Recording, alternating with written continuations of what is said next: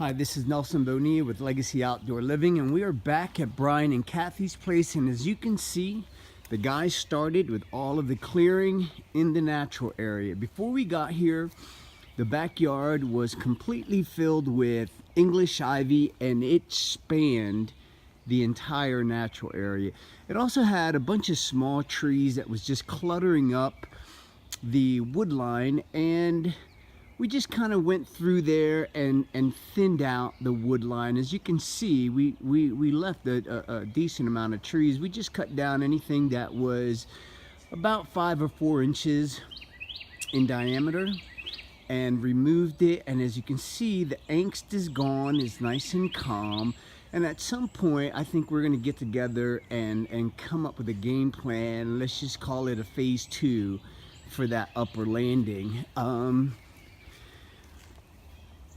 Like in most backyards, we have to manage surface water. So we buried all the downspouts. We channeled them to our dry creek bed.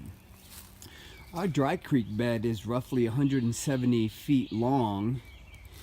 And the way that we construct our dry creeks is we use a combination of small river rock and large bulk, right? And we also pepper it with random basket boulders.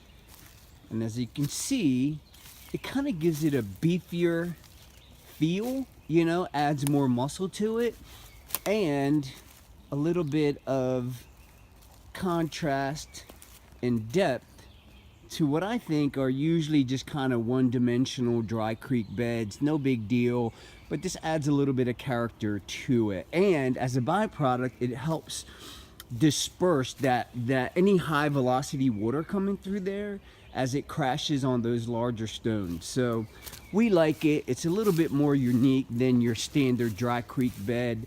We also upgraded the turf area. We just had a failing Bermuda / weedy backyard, and we have a shade tolerant Zoysia. It's going to be super plush. It's an aging grass, so it's going to be naturally slow growing. So Brian's not going to be out here every week during the cutting season, maybe every 10 to 14 days. Now, this is what we're probably most proud of, and that is our Tremron sand dune paver patio. Standard 48-inch fire pit.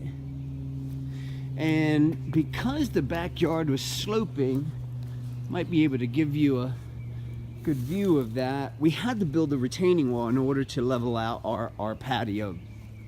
We constructed the wall out of a fieldstone stack with some crab orchard rubel.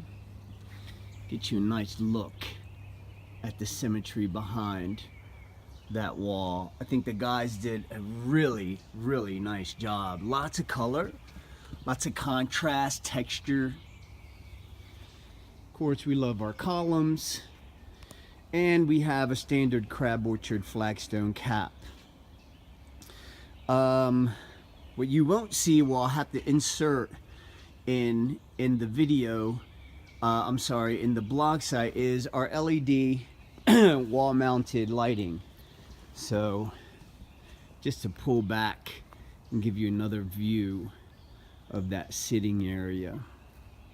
The fire pit is self-draining, so is the wall. You'll see we dropped in some weep holes because we dropped the floor down, right? You can see that step around the perimeter. So there's going to be a lot of water coming through here, and we wanted it to be able to drain naturally. This is about 3 weeks we were out here dealing with some gnarly weather in and around the metro Atlanta area, but the boys did it. Brian, Catherine, I want to thank you for choosing Legacy Outdoor Living for your backyard project. We're very proud. We're going to share this with as many people as we can. We hope that you guys enjoy. And thanks again for choosing Legacy Outdoor Living.